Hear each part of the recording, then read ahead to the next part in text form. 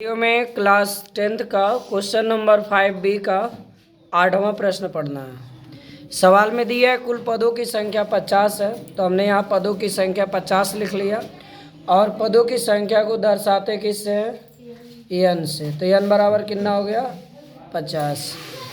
A3 दिया है तीसरा पद 12, तो यहाँ से हम लोग लिख देंगे a + 3 - 1 × d = 12।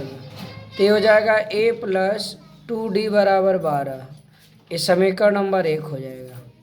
सवाल में कहा है कि उसका अंतिम पद यानी nवां पद 106 है, तो इस चीज़ को हम लोग लेकर सॉल्व कर लेंगे। समीकरण यहाँ से मिल जाएगा, चूँकि nवां पद जो अंतिम में है वही इसका nवां पद हो गया। an 106 है।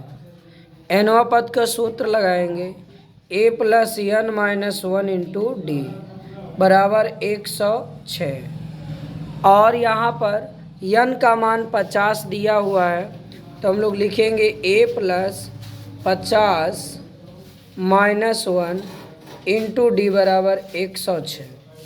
तो a + 49d = 106 समीकरण नंबर 2। अब हम लोग समीकरण 1 और 2 को लेकर के सॉल्व करेंगे। समीकरण 1 आपका है a + 2d = 12।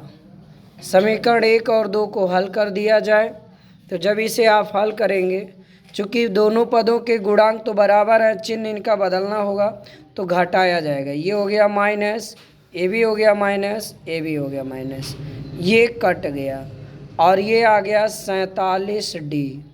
इसे आप घटाएंगे तो यहाँ पर 6 में से 2 गया 4 और यहाँ बचा 0, तो एक कैरी किया 10, एक गया तो 9।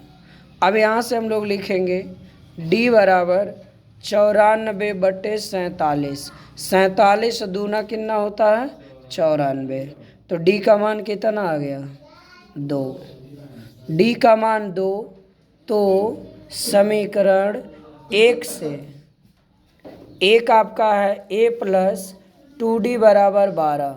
तो यहाँ से हम a का मान निकालने का प्रयास करेंगे।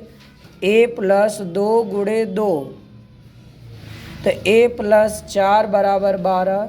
तो a बराबर कितना हो गया 12 - 4 8। a का मान कितना आ गया 8 आ गया। सवाल में पूछा है श्रेणी का 29वां पद ज्ञात कीजिए, तो यहाँ लिख दीजिए AP का 29वां पद। तो यहाँ लिखेंगे A29 a + 29 - 1 × d।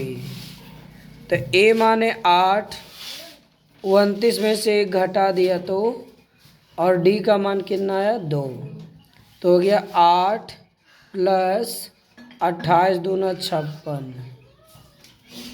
तो 56 4 60 4 64। ये आपका हो गया 29वां पद। यही आपका आंसर है।